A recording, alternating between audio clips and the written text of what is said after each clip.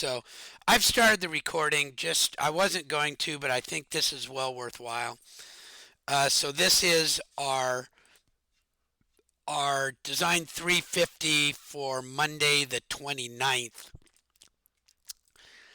And Project 3 is to add um, our last project to the neighboring lot. The neighboring lot is the church.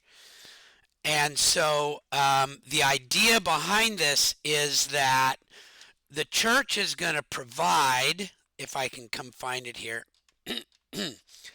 there's already a food bank there, but they're going to provide an innovation center. Now, that's a pretty wide open term. They're going to be using this as a small business incubator. So, in other words, they will be able to help small businesses get up and get started and, find their way in a way that serves the local area. So it's not so much that it's going to be like, oh, I'm going to start a web service that will go into competition with Amazon. It's something these businesses should serve the local area. Okay, so there's going to be some sort of a space like that. And rather than just building houses that have little tiny houses attached, they're going to put up low market rate apartments. Um, and they're going to do that by reducing the size, which means that the laundry, personal storage, outdoor cooking equipment, and guest restroom will all be in a common facility somewhere on that lot. So you get to reduce the size of each of those spaces. So you get to decide about what that's going to be, right? But I'm suspecting what we're seeing right now in Sacramento, a lot of apartments and multi-family units are going up in the 600 to 900 square foot range. And, you can do a lot in there so long as certain things are, there's not a lot of personal storage and there's not much room for your little outdoor patio and all that kind of stuff. And it might just have one bathroom. And so there's things that you can do there. But in order to do that, you're going to want to know what types of small businesses you're going to encourage in this place. Now, you should have from your last one the local services that are available and maybe the local services that are lacking and just find out what's there, okay? And How see if far you out? Oh, well, sorry. How far out would you say, like it 5 mile within a 5 mile radius? yeah, well, really if you could do it in the area map, right? So you've got certainly the vicinity map, right? Which might go all the way for this place out to Auburn, maybe over to Garfield, up to Madison, and down a little ways. Um, because I'll tell you, there are very few services in that area, I right? used to live in that zip code. Yep. Okay, okay. Well, so you know. And one of the things that they're trying to do, land planning wise, is to create services within the community so people don't have to drive. So that it's or it's a very quick drive, or you can hop in your golf cart and drive, um, or it's very very close by. So it really this lends you to be wide opening because services that are lacking are far and above anything else, right? There's probably almost no barber shops. There's very few food service shops. There's almost no restaurants. There's there's not much of anything there. So are So we proposing like what's lacking, but at the same time, are we just like we're like letting them know like, hey, we feel like these are areas that are lacking, but are we saying that we're going to build this with only these kind of businesses can come in no, here? no, Okay. it's really truly an incubator. But you want to make sure that if you're going to do an incubator, that you sort of know. Like if you think that food service is lacking, you better make sure that there's enough power and we're not doing that, but it would be part of it. You'd have to have refrigeration and some other things like that. If you think that it's hair and beauty, then you need to have some, good safe chemical storage and a place to bring in supplies. If you think maybe it's there's no bookstores. So right? You'll want Yeah. to make the space fluid and flexible enough to be built out quickly to any of these that could be there, right? And so maybe a two-story thing would be okay to keep the footprint down, but maybe you want it to sprawl because we said it's going to be 4,000 square feet. Um, like you see some of these small shop things that are 2 stories, and they're pretty nice. So there's lots of stuff that you could do there. It's really just to know that you've looked at the map and said, "Man, we're kind of in a desert here," right? Maybe it's a small international market, right? You have a large international community all living not very far, and Yeah, there's one on Auburn, but it's never open. well, so yeah, so there you go, and it goes right along with the food bank idea, right? There's a food bank there, and so an international market might be ideal because you already have people coming for the food bank, and but maybe they want just that one cool thing. They've saved some money to come over and get that one cool thing that they can't ever get. Like we go to this one in Davis because it's the only place we can buy what's called pan de yuca from Colombia, which was where my wife is from. And you just can't get it anywhere else. Yeah, well, you can if I want to drive to Fruit Ridge, right? But from Davis, that's kind of a bummer drive. Yeah. So you get it, right? Maybe you want a landscaping business, right? And so there's all sorts of stuff that you could put in there. But that should hopefully take you maybe 20 or 30 minutes, to do a Google map and say what's near me, So right? maybe some kind of a learning or training center for people that need the help. That might be Oh, a good one. absolutely. And hey, there's American River College right next door. Maybe there's a tutoring center right there, right? For the weekends Nice. when our tutoring center is never open, right? Because at American River College, our tutoring center closes at 4 o'clock on Fridays and opens up at 8 o'clock on Mondays. And if you need any help on a weekend, you don't get it. So, yeah, that's a really cool idea. So that's all there. That's really, and that's not a big thing. It's just part of your letter of intent that you can, I think you're pretty good. You've done 2 of these now, so this shouldn't be too hard to put the letter of intent together with just a list of things that are nearby and aren't nearby to support the idea that a small business incubator would be cool. And then what you need is basically 3 drawings. Okay?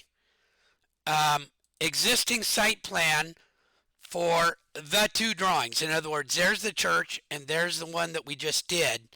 So you'll put right next to this, you'll draw the church right over there. That will be your existing.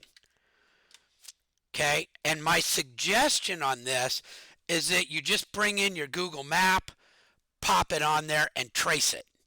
because you don't have there's a lot to look up to find the actual stuff. You got to dig and dig and dig. So just get your Google map and trace it. And then you've got this one Is already. it easy to match up another Google image with a current picture to make it match in regards to scale? Yeah, yeah. And I think you can go now. Maybe I'll go and figure out how to do it. It's I think if you go to manage, you can tell it to turn on to show the position.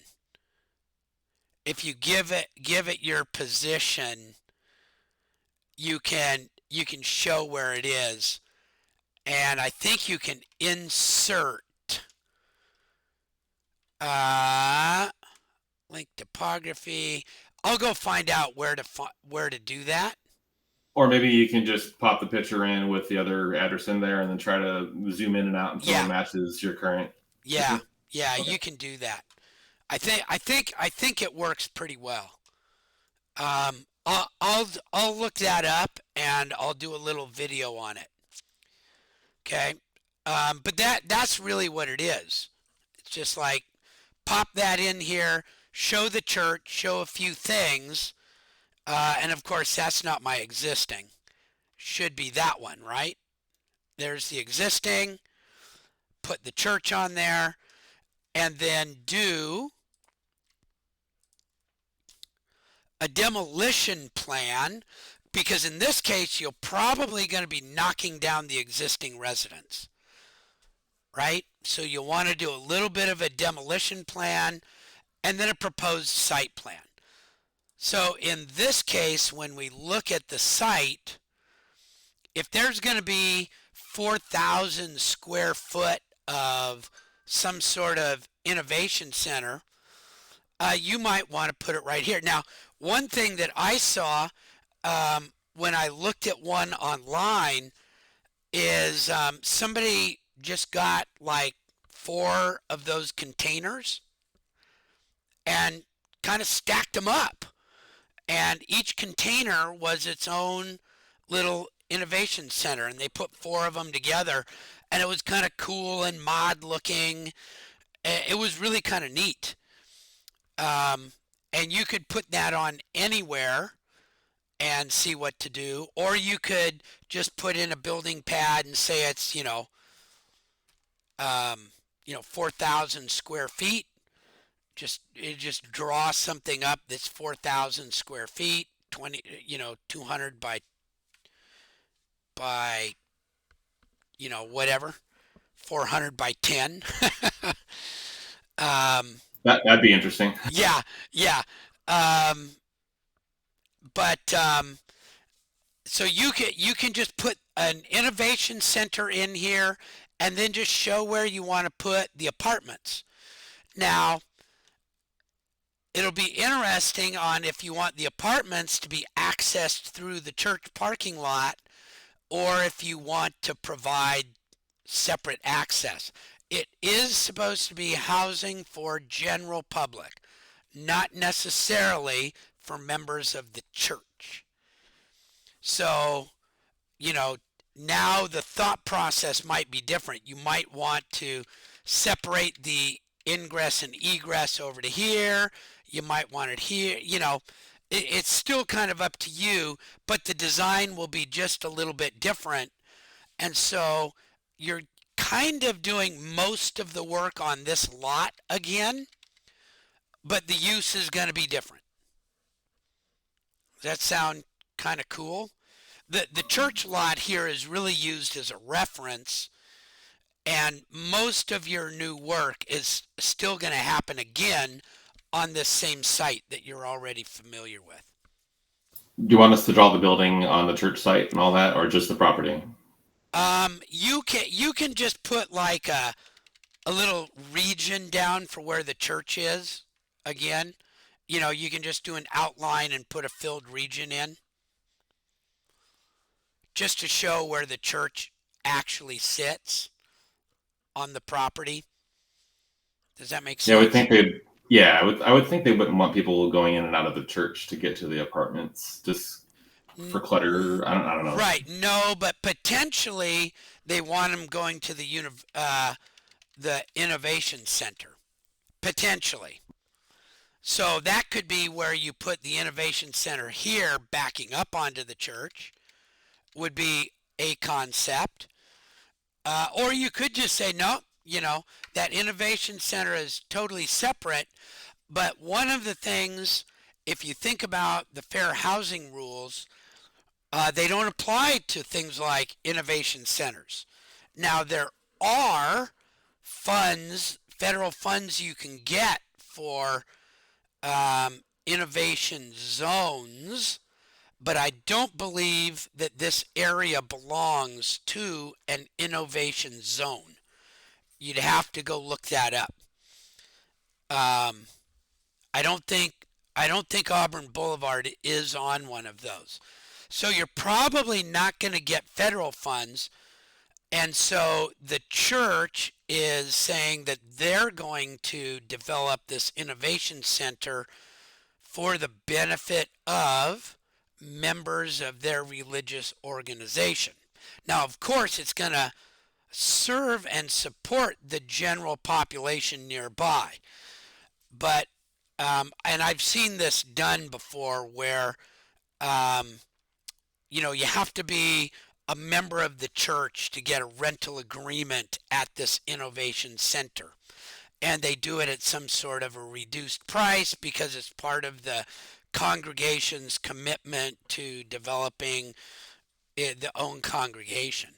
So it's another way of thinking of a development. And I like to get, lots of different ways of doing things into this class. So it's not just, okay, I got a house and I got a building and I got a da da da. I like to look at how it's being supported. Cool. So the innovation center that will land somewhere on this property um, is um, is quote part of the church, but the housing is not. Make sense? Yeah. So there we go. All right. So let's go back to the requirements again. So it's really just the letter plus 3 drawings. And that's all we need. Letter plus 3 drawings. Okay? And so this will be due at the end of this week. It is due on Sunday, and then next week I'll show you how you pull all the land planning stuff together into a portfolio. And that you'll have 2 weeks to do. Okay, that won't be due until the end of finals. Cool? So there we go. That's because I know those horticulture classes, they're killing you right now. They're loading you up because they're not as nice as we are. So, okay, so any other questions on that? At this time, I don't think so. Okay, well, I can't wait to see what you come up with. And as always, from our horticulture and architectural design folks, I love to see what the proposed site plan might be. And you can do more, right? You can put other features on this site if you so desire, or you can combine these two sites in a new and interesting way if you feel like it. Cool. I have another idea. Can I run another idea by you? Yeah. I'm just curious because I've seen it where the food banks sometimes they tend to, from my understanding, they tend to serve things that are being kind of thrown away at the end of their expiration. Because that's the stores are giving them to them or whatever, right. Donating. Do you think maybe is it illegal or is there any issues with the idea of where maybe these foods being given away, but then maybe there's a little soup kitchen for people to come to, at a certain amount of times they can do per month or something like that to try to get, to try to use this food that might be thrown away otherwise? I believe that that is allowed. I think they do that in Davis. They've got community meals on wheels. So they provide food bank mobile services throughout Davis, particularly to, people that can't drive and can't get out. Okay, that But might be cool. yeah, yeah, it really is cool. My son worked there for a summer just as a I guess they called him a packer, right? So the cooks cook up and then the packers packed all the vehicles that would go out and do deliveries. But since they were already cooking twice a week, they had a lunch and a dinner and it was at a church and they used that kitchen and they just opened it up. So I think that that would be a really cool thing. In addition, I know that there are some. Um, there's a church that's like 4 blocks from one of the Davis community gardens, and they tend like 5 of the lots in the community garden. The church does, and they take that to their food bank. So that's another interesting thought is the community garden type idea that provides, actual fresh food to the Right. and when I worked at UC Davis when I was in high school, I was a greenhouse grunt and and a field grunt. And every year, man, they would invite the senior gleaners to, once the stuff was done, rather than disc it under, they just invited the senior gleaners, and they got acres of food that was really cool. So there are cool things that you could do other than or in addition to these two things that could really be useful to this community. And so I yeah, like it. you're welcome to add those in.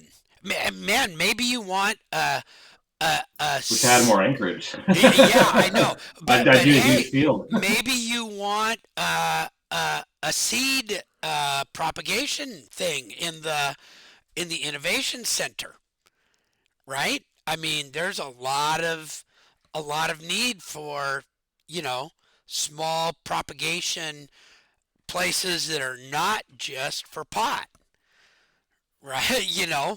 Um, seems like all the seed propagation facilities that I know of up in Northern California have been taken over for, various uses that are, you know, very Not the same, economically right? powerful. But and woodland, by the way, has become really powerful in seed propagation and seed research. I don't know if you're aware of that, but they're they're sort of, because of the close proximity to UC Davis. Lots of seed and genome companies are locating to Woodland, and a lot of UC Davis grads out of the veg crops and the biochem people are working in Woodland now. So you could start up another one right here on this little property. Cool, huh? So So many things you can do. Yeah, it's cool. yeah, so pick one or or do just exactly what's required, and that would be good. But no, I think your idea is a very good one. Cool. Thank you. Thank you. All right. Well then, there we go. I'm gonna call that good for this recording. I'm gonna stop the recording.